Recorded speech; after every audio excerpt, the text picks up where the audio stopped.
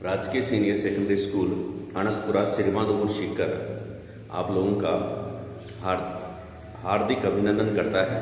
प्रिय विद्यार्थियों, आज हम पढ़ रहे हैं विज्ञान विषय के अंतर्गत लेसन नंबर 5 और टॉपिक है हमारा लवण व उसके प्रकार। लवण जिनको इंग्लिश में साल्ट भी कहते हैं, लवण जो होता है वह किस प्रकार से बनता है, वह कितनी प्रकार का लवण जो है वह बन सकता है, तो इसके बारे में हम आज स्टडी करेंगे। लवण को पूरी तरह से समझने की कोशिश करेंगे। लवण क्या होता है, इससे पहले वाली क्लास जो पिछली वाली जो क्लास थी उस क्लास में हमने क्या पढ़ा था कि अम्ल क्या होते हैं और क्षार क्या होते हैं। अम्ल और क्षार के बारे में स्टडी की। अम्ल ऐसे पदार्थ जो स्वाद में खट्टे होते हैं तथा नीले लिटमस पत्र को लाल करते हैं, उन्हें अम्ल कहते हैं। सिंपल सी डेफिनेशन आपने देखी। स्वाद में कैसे होते हैं भाई, खट्टे होते हैं और नीले लिटमस पत्र को क्या करता है, लाल करता है। ये दो बातें आप लोग अम्ल के बारे में जानेंगे, ठीक है। उसके बाद क्षार के बारे में हमने रीड किया था कि क्षार क्या होते हैं, स्वाद में कड़वे होते हैं। एग्जाम्पल्स भी बताए, स्वाद में कड़वे होते हैं तथा लाल लिटमस पत्र को नीला करते हैं। कौन से लिटमस पत्र को, लाल लिटमस पत्र, उसको कौन से रंग में बदल देते हैं। अगर इस लिटमस पत्र को क्षार के सॉल्यूशन में डुबोया जाए, क्षार के विलयन में डुबोया जाए, तो ये लाल लिटमस पत्र को क्या कर देता है, नीला कर देता है। तो दोनों बातें आपने पिछली क्लास में पढ़ ली थी। एग्जाम्पल भी आपने देखे थे कि कौन से पदार्थ में दैनिक जीवन में अपन कौन सा अम्ल इस्तेमाल करते हैं और कौन सा पदार्थ के रूप में अपन क्षार इस्तेमाल करते हैं। जैसे साबुन के एग्जाम्पल दिया था। साबुन क्या है, सोडियम हाइड्रोक्साइड पोटेशियम हाइड्रोक्साइड के लवण हैं, तो ये क्षार होते हैं। और दही में अपन दही इस्तेमाल करते हैं, तो दही में कौन सा अम्ल होता है, लैक्टिक अम्ल होता है। इमली में टार्टरिक अम्ल होता है। संतरे में एस्कोर्बिक अम्ल होता है। नींबू में साइट्रिक अम्ल होता है। चींटियों में फॉर्मिक अम्ल होता है। जो भूरी चींटियां हैं उनमें, या लाल चींटी जिनको अपन कहते हैं, उनमें फॉर्मिक एसिड पाया जाता है। मधुमक्खी के डंक में मेथोनोइक अम्ल पाया जाता है। बहुत सारे एसिड्स आप लोगों ने रीड किए थे। आज हम स्टडी करेंगे लवण के बारे में कि लवण जो होते हैं वह कैसे बनते हैं। जब ये दोनों पदार्थ आपस में क्रिया, कौन कौन से भाई, अम्ल व क्षार आपस में सब क्रिया करते हैं, तो लवण व जल बनते हैं। लवण कैसे बनते हैं पहले आप ध्यान रखें कि लवण के लिए मैंने क्या बता दिया, जब अम्ल प्लस क्षार यानी कि एसिड और बेस आपस में जब रिएक्ट करें, आपस में जब क्रिया करें, तो क्या बनते हैं, लवण बनते हैं। लवण, साल्ट और जल, लवण व जल बनते हैं, ठीक है। और इस अभिक्रिया को हम क्या कहते हैं, उदासीनीकरण अभिक्रिया कहते हैं। क्यों, क्योंकि इस अभिक्रिया में उदासीनीकरण अभिक्रिया कहते हैं। आप ध्यान रखेंगे इस बात को। आप लोगों से पूछे क्या क्या समझ में है इस बात से, आप लोगों को समझ में आया कि लवण जो बनते हैं वो उदासीनीकरण अभिक्रिया द्वारा बनते हैं। कौन से अभिक्रिया द्वारा बनते हैं, उदासीनीकरण अभिक्रिया द्वारा बनते हैं। भाई इस अभिक्रिया में क्या होता है, इस अभिक्रिया में अम्ल व क्षार आपस में क्रिया करते हैं। अम्ल व क्षार आपस में क्रिया करते हैं। ये एक दूसरे को गुणों को खुद अपने एक दूसरे के गुणों को नष्ट, इनके दोनों के गुण नष्ट हो जाते हैं और ये उदासीन हो जाता है। इनके गुण नष्ट हो जाते हैं और ये उदासीन हो जाते हैं, इसलिए इसको न्यूट्रलाइजेशन रिएक्शन या उदासीनीकरण अभिक्रिया कहते हैं। कौन से अभिक्रिया कहते हैं, उदासीनीकरण अभिक्रिया कहते हैं।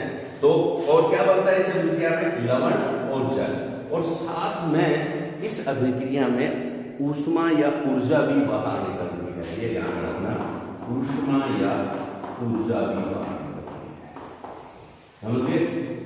इसलिए आप लोग ये भी ध्यान में रखें कि उदासीनीकरण अभिक्रिया एक किस प्रकार की अभिक्रिया है, उदासीनीकरण अभिक्रिया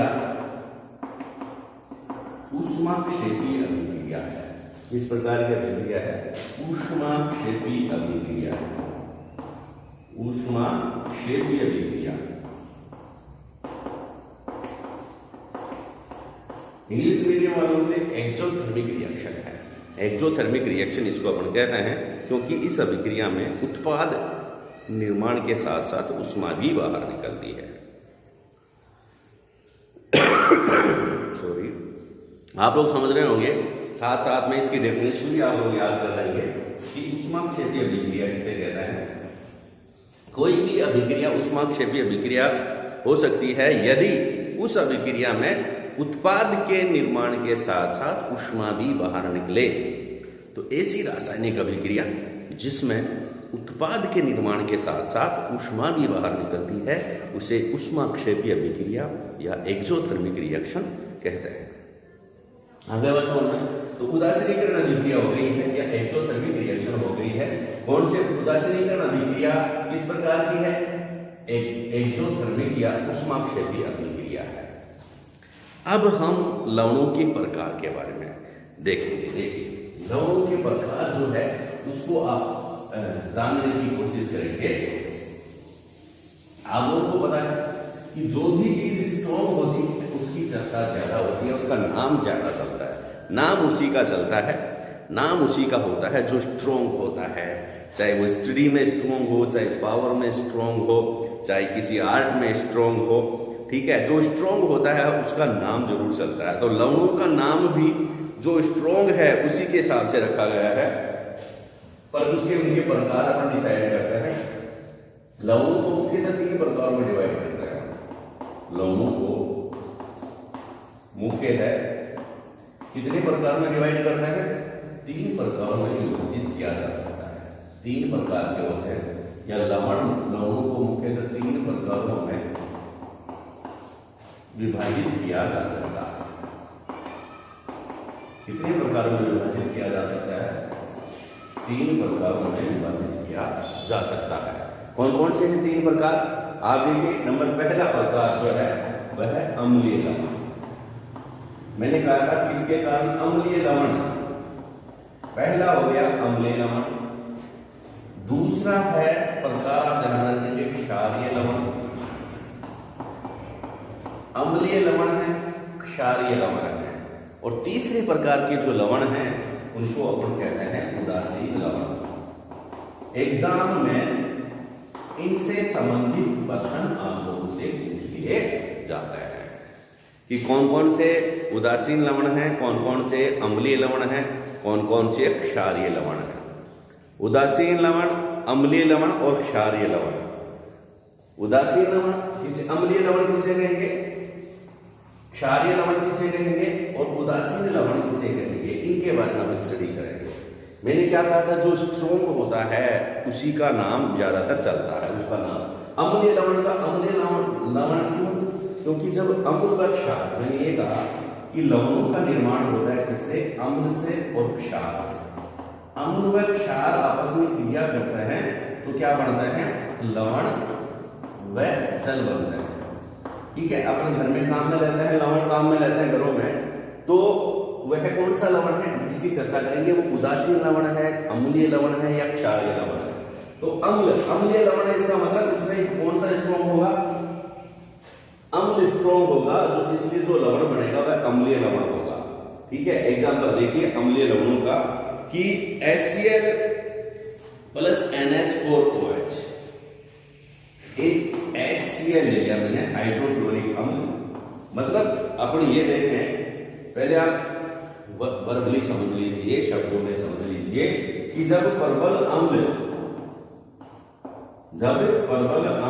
और प्लस दुर्बल क्षार आपस में क्रिया करें, प्रबल strong acid and weak base आपस में रिएक्ट करते हैं, तो अम्ल कौन सा है? कौन सा लवण? प्रबल कौन है? अम्ल है। तो इसलिए लवण कौन सा बनेगा? अम्लीय लवण बनेगा। कौन सा लवण बनेगा? अम्लीय लवण बनेगा। अम्लीय लवण बनेगा। प्रबल अम्ल प्लस दुर्बल क्षार अम्लीय लवण बन गया, और प्लस जल। ठीक है भाई, अम्लीय लवण का फॉर्मेशन कब होगा? जब प्रबल अम्ल की क्रिया दुर्बल क्षार के साथ की जाती है तो अम्लीय लवण बनता है। जब प्रबल अम्ल की क्रिया strong acid react with weak base, तो क्या किसका फॉर्मेशन होगा? देन एसिडिक साल्ट, अम्लीय लवण का फॉर्मेशन होता है, अम्लीय लवण बनता है। आगे बात समझ में, एग्जांपल देखिए, हाइड्रोक्लोरिक अम्ल HCl ये प्रबल अम्ल है। हाइड्रोक्लोरिक अम्ल क्या है? प्रबल अम्ल है। और दुर्बल क्षार अपन देखेंगे NH4OH, अमोनियम हाइड्रोक्साइड जो है वह दुर्बल क्षार है। HCl व NH4 ये हाइड्रोक्लोरिक अम्ल है, लेकिन यह प्रबल अम्ल है। इनकी डेफिनेशन आप लोगों को बताएंगे अगली क्लास में कि प्रबल अम्ल क्या होता है। ऐसे अम्ल जिनको जल में घोलने पर पूरी तरह से आयनित हो जाते हैं, ठीक है, या पूरी तरह से जितने भी इनके पास हाइड्रोजन आयन है वह उसमें मुक्त कर देते हैं, तो ऐसे अम्ल कहलाते हैं प्रबल अम्ल। और ऐसे अम्ल जो जिनको जल में घोलने पर वो पूरी तरह से आयनित नहीं होते हैं, कंप्लीटली आयोनाइज नहीं होते हैं, उनको अपन क्या कहते हैं? दुर्बल अम्ल या वीक एसिड कहते हैं। ये दोनों आपस में रिएक्ट करेंगे तो NH4Cl बनेगा, अमोनियम क्लोराइड। अमोनियम क्लोराइड जो है वह क्या है? अम्लीय लवण है। और जल H2O, यहां इसका नाम तो क्या हो गया अभी? Ammonium chloride. अमोनियम क्लोराइड हो गया। और वैसे अमोनियम क्लोराइड आप लोगों से पूछे कि एक अम्लीय लवण का उदाहरण दीजिए, तो अम्लीय लवण का उदाहरण कौन सा हो गया? अमोनियम क्लोराइड अम्लीय लवण है। क्यों? क्योंकि ये प्रबल अम्ल व दुर्बल क्षार के रिएक्शन से बना है। ये क्या है? अम्लीय लवण, अम्लीय लवण है। याद आ जाएगा, एग्जाम में क्वेश्चन पूछ लेंगे कि एक अम्लीय लवण का एक उदाहरण दीजिए। नाम भी पूछ सकते, उसमें आपको नाम भी लिखना पड़ेगा और सूत्र भी लिखना पड़ेगा, ठीक है। या अम्लीय लवण बनाने की अभिक्रिया लिखिए, तो आपको यह अभिक्रिया याद रखनी पड़ेगी। HCl plus NH4OH is equal to NH4Cl plus H2, ठीक है। नेक्स्ट देखिए आप, दूसरे प्रकार का जो लवण है उसकी अपन चर्चा करेंगे। दूसरा लवण कौन सा बताया भाई मैंने? क्षारीय लवण। कौन सा लवण बताया? क्षारीय लवण। तो क्षारीय लवण किसे कहेंगे? क्षारीय लवण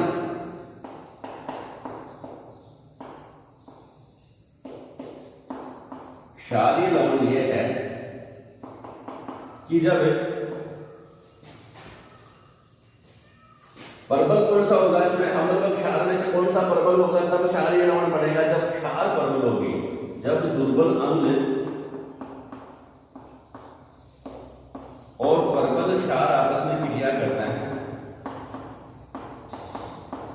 जब दुर्बल अम्ल व प्रबल क्षार आपस में क्रिया करते हैं तो इनसे जो लवण बनेंगे वह बनेगा क्षारीय लवण। कौन सा लवण बनेगा भाई? क्षारीय लवण प्लस जल। अब आपको दुर्बल एसिड ढूंढना है, दुर्बल एसिड व प्रबल क्षार। पर दुर्बल एसिड का उदाहरण है CN3COOH। ये दुर्बल वीक एसिडिक अम्ल, इसका नाम है दुर्बल एसिड है, दुर्बल अम्ल है, एसिडिक अम्ल।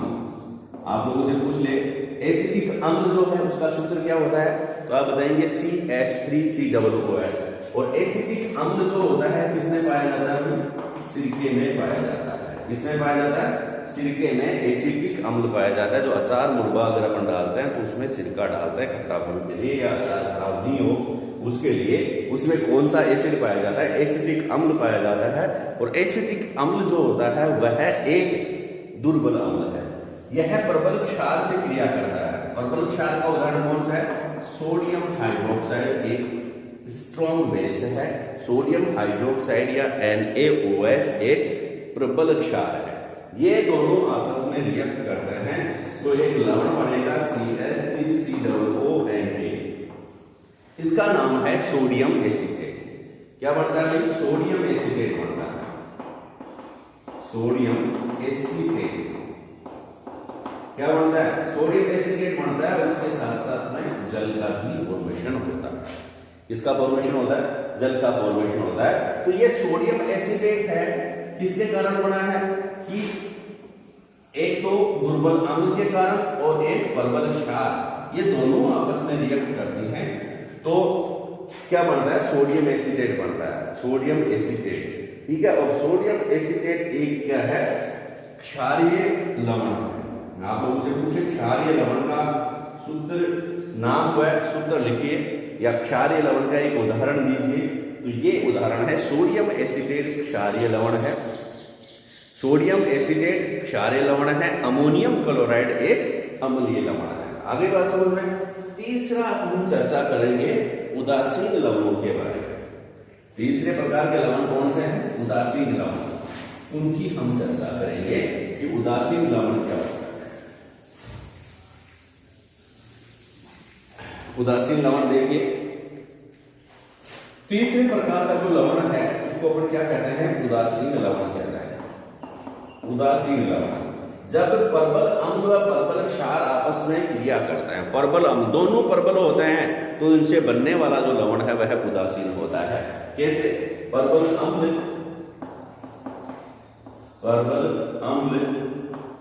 प्लस प्रबल क्षार। अगर अपन इंग्लिश में चर्चा करें इसकी तो strong acid plus strong base, strong acid plus strong base is equal to उदासीन लवण, न्यूट्रल साल्ट।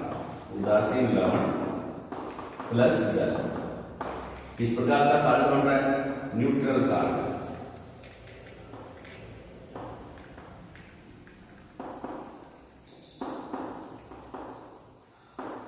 उदासीन लवण और जल बनता है। अब इसका एग्जांपल देखते हैं, तो सामान्यतः समझने के लिए कि जब एक प्रबल अम्ल व प्रबल क्षार आपस में क्रिया करते हैं, जब एक प्रबल अम्ल व प्रबल क्षार आपस में क्रिया करते हैं तो उदासीन लवण बनता है। क्या बनता है? उदासीन लवण व जल बनते हैं। इस यह जो रिएक्शन है इसको अपन उदासीनीकरण अभिक्रिया भी कहते हैं, क्योंकि इसके द्वारा उदासीन लवण बनते हैं। कंप्लीटली ये दोनों जो होते हैं वो दोनों स्ट्रॉन्ग होते हैं, यानी कि जब इनको जल में घोला जाता है तब ये पूरी तरह से आयनित हो जाती है। इसलिए ऐसे एसिड जो कहलाते हैं या ऐसे बेस कहलाते हैं वो स्ट्रॉन्ग एसिड और बेस कहलाते हैं। देखिए एग्जांपल देखिए, स्ट्रॉन्ग एसिड का एग्जांपल मैंने पहले बता दिया HCl, स्ट्रॉन्ग बेस का एग्जांपल आप लोगों को बताया NaOH। तो क्या हो जाएगा? Hydrochloric acid plus sodium hydroxide आपस में जब रिएक्ट करते हैं तो NaCl बनता है। क्या बनता है? NaCl बनता है और इसके साथ में जल बनता है, सोडियम क्लोराइड। NaCl की जो फुल फॉर्म होती है या इसका जो नाम जो होता है NaCl, NaCl sodium chloride. Sodium chloride है NaCl का, सोडियम क्लोराइड। और सोडियम क्लोराइड जो है यह किस प्रकार का लवण है? उदासीन लवण है, उदासीन लवण। आप बड़े ध्यान से पढ़ रहे हैं, आप पढ़ रहे हैं HR सर को, HR sir Shipra YouTube channel को देखेंगे और आप लोग इनको होमवर्क करते रहिए। आप डेफिनेशन लिखते रहिए कि न्यूट्रल या उदासीन लवण किसे कहेंगे, उदासीन लवण का उदाहरण दीजिए। अगला प्रश्न आप लोगों से पूछ ले कि अम्लीय लवण किसे कहते हैं, एक उदाहरण दीजिए। तीसरा प्रश्न आप लोगों से पूछ ले कि क्षारीय लवण किसे कहते हैं, उदाहरण दीजिए। परिभाषा और उदाहरण आप लोगों को बताने हैं। ठीक है, अब आप लोगों का एक और प्रश्न आप लोगों से बनता है, आप लोग लिखते जाइए, उनको याद करते जाइए। कौन सा प्रश्न? कि उदासीनीकरण अभिक्रिया किसे कहते हैं। उदासीनीकरण अभिक्रिया का एक उदाहरण सहित समझाइए। कोई भी प्रश्न बन सकता है। उदासीनीकरण अभिक्रिया किसे कहते हैं, उदासीनीकरण अभिक्रिया का एक उदाहरण दीजिए। ठीक है, या लवण किस प्रकार से बनता है। तो इस प्रकार के जो प्रश्न हैं वो आप लोगों से, इस प्रकार के जो क्वेश्चंस हैं वो आप लोगों से एग्जाम्स में पूछे जा सकते हैं। इसलिए ध्यान से रीड करें, बार बार सुने, HR सर को सुने। ठीक है, आप लोगों को याद जरूर होगा। अब हम चलेंगे एक और बहुत बढ़िया प्रश्न जो है आप लोगों को समझने की आवश्यकता है। आप लोग उसके बारे में समझें कि मैं जो बोर्ड पे लिख रहा हूं वो आप लोगों की लाइफ में कितना काम आ सकता है, आप लोगों के लाइफ में कितना काम आ सकता है, आप लोग उसके बारे में कितना जानते हैं। दिमाग में कुछ ऐसा याद रखें कि आपको कुछ ना कुछ सोचते रहना है। साइंस जो है हमेशा दिमाग को एक्टिव रखने का विषय है। अब हमें बोर्ड में लिख दिया मैंने क्रिस्टलन जल। क्या लिख दिया मैंने? क्रिस्टलन जल लिखा है बोर्ड पे। क्रिस्टलाइन वाटर या क्रिस्टलाइन जल किसे कहेंगे कि जो भी लवण जो होते हैं जब उनका हम इकाई सूत्र लिखते हैं, जो भी लवण जो होते हैं उनका जब हम इकाई सूत्र लिखते हैं, एक सूत्र आप पेज में लिखेंगे तो उस सूत्र में कुछ जल के अणु जुड़े होते हैं, कुछ उस सूत्र में कुछ जल के अणु भी उस सूत्र के साथ जुड़े होते हैं, जिसे क्रिस्टलन जल कहते हैं। इसे क्या कहते हैं? क्रिस्टलन जल कहते हैं। सिंपल भाषा में लवण जो होते हैं क्रिस्टल के रूप में पाया जाता है, तो उसके क्रिस्टल में लवण के इकाई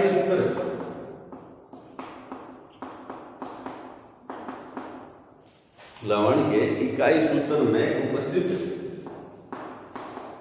ये सिंपल कहते हैं, उपस्थित जल के अणुओं की संख्या, जल के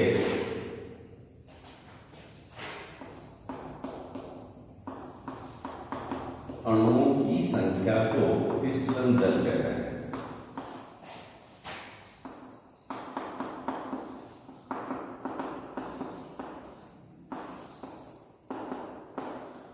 लवण के या लवणों के इकाई सूत्र में या किसी लवण के इकाई सूत्र में उपस्थित जल के अणुओं की संख्या को क्रिस्टलन जल कहता है। क्या कहता है? क्रिस्टलन जल कहता है।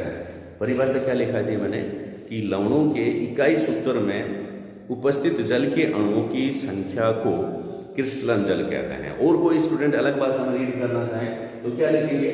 जब हम लवण का सूत्र लिखते हैं, जब हम किसी लवण का, कोई भी साल्ट है, किसी लवण का एक सूत्र लिखते हैं, एक सूत्र लिखते हैं, तो उस सूत्र में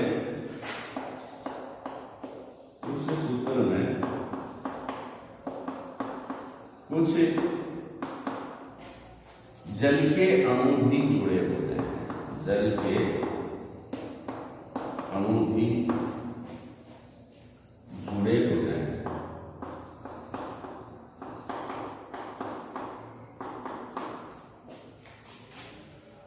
जल के अणुओं की संख्या को, जल के अणुओं की इस संख्या को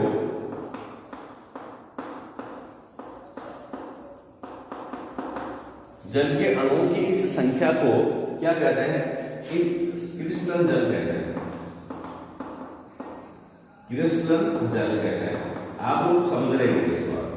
क्रिस्टलन जल कहते हैं। समझ रहे होंगे ना बात को कि क्रिस्टलन जल किसे कहते हैं? जब हम किसी भी लवण का सूत्र लिखते हैं तो उसमें सूत्र लिखते हैं तो उस सूत्र में कुछ जल के अणु भी जुड़े होते हैं। उस इन जल के अणुओं की जो संख्या है उसी को क्रिस्टलन जल कहते हैं। एग्जांपल देखिए क्रिस्टलन जल का, जैसे Na2 सोडियम कार्बोनेट है, Na2CO3। सोडियम कार्बोनेट का जनरली फॉर्मूला इस प्रकार से लिखते हैं, सोडियम कार्बोनेट। जब इसके लवण का फॉर्मूला पूरा फॉर्मूला लिखते हैं तो इसमें डॉट लगा करके 10 H2O और लिखते हैं। ये इसका एग्जैक्ट राइट फॉर्मूला है। तो इसमें उदाहरण देखिए, सोडियम कार्बोनेट जो है इसमें ये जो 10 लिखे हैं मैंने 10H2O, यह कुछ जल के अणुओं की संख्या भी लिख दी, डॉट लगाकर जल के अणुओं की कुछ संख्या लिख दी ना। ये जल के अणुओं की संख्या जो है लवण के सूत्र में कुछ जल के अणुओं की संख्या भी लिखी हुई होती है इकाई सूत्र में। इस जल के अणुओं की संख्या को अपन क्या कहते हैं? क्रिस्टलन जल कहते हैं। ठीक है। इसी प्रकार फिटकरी का सूत्र देखिए आप, फिटकरी Lm K2SO4 K2SO4 dot Al2SO4 whole thrice dot 24H2।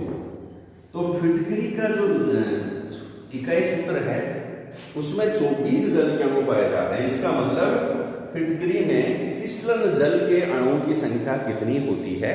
24 होती है। फिटकरी में क्रिस्टलन जल के अणुओं की संख्या कितनी होती है? 24 होती है। इसी प्रकार देखिए आप जिप्सम का फॉर्मूला देखिए।